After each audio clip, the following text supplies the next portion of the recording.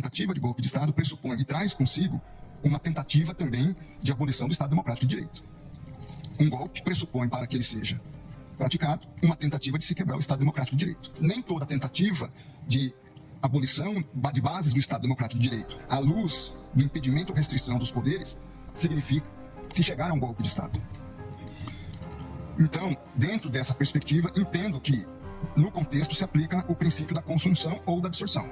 Ou é um golpe de Estado, que traz consigo o caráter de também, nos termos do que diz o dispositivo, impedir ou restringir o exercício dos poderes constituídos, ou ficou apenas dentro das características da conduta, da tentativa de impedimento e restrição do exercício legítimo dos poderes.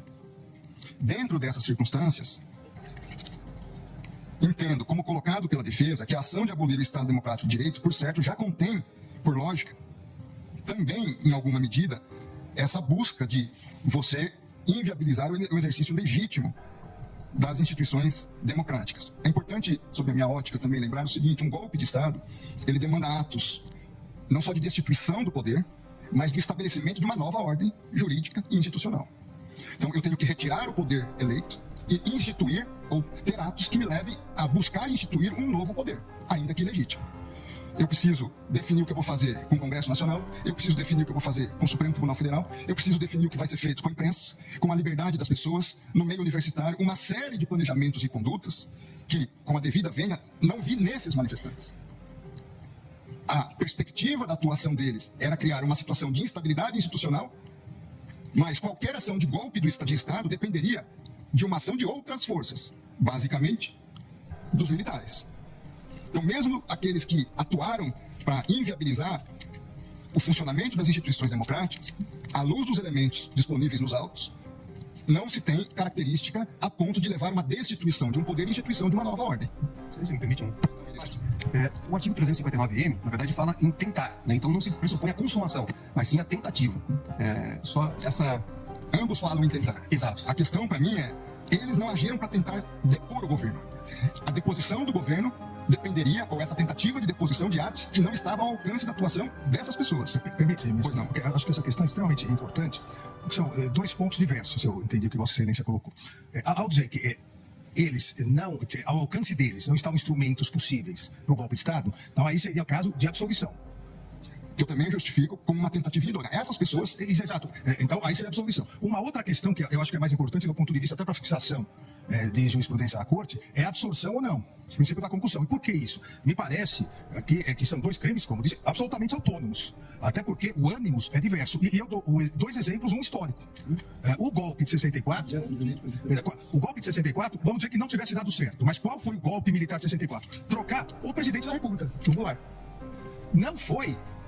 Em momento algum, não foi em momento algum tentar mexer com a estrutura dos outros poderes, até porque, lamentavelmente, os demais poderes aderiram.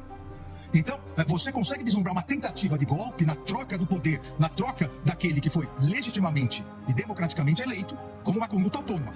O que, na minha opinião, no meu voto, eu entendi, ao prever a intervenção, ao pedir a intervenção federal, se pretendia trocar o presidente eleito pelo candidato que perdeu.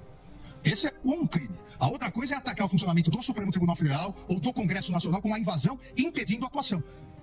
Volto alguns meses. Vamos dizer que essa conduta do dia 8 de janeiro fosse antes do final do mandato do anterior presidente. A conduta idêntica. As pessoas virem, atacarem violentamente, invadirem. Nós não teríamos a acusação de golpe de Estado, porque elas não estavam pretendendo trocar o presidente, mas elas estavam pretendendo obstaculizar o andamento do Supremo Tribunal Federal e do Congresso. Tenho dúvidas, ministro Alexandre, por quê? Nesse exemplo também de uma ação anterior ao encerramento do exercício do mandato do ex-presidente. Porque, formalmente, teríamos também uma consideração de um poder legitimamente eleito que estaria impedido. Na minha análise, à luz dos fatos dessas figuras, desses manifestantes vândalos criminosos, deles, não tinha ação idônea para destituir um poder. Nós podemos encontrar ação idônea em outras ações. Eu compreendo. A minha única preocupação aqui, e nesse debate, eu entendo que se encontrássemos essas condutas, poderia haver os dois. Mesmo conforme a situação, poderia haver os dois crimes. Eu acho que o importante de definirmos é exatamente isso, do ponto de vista geral. Os dois crimes podem coexistir em concurso material, dependendo da circunstância. Nós estamos tratando pela primeira vez da aplicação de uma norma penal com conceitos bastante indeterminados, de uma lei extremamente nova. Então você pega o conceito. O que é Estado Democrático de Direito? É um conceito amplo, onde nós podemos, em alguma medida, encaixar várias questões. Foi a primeira vez que nós tivemos manifestações violentas em Brasília? Não.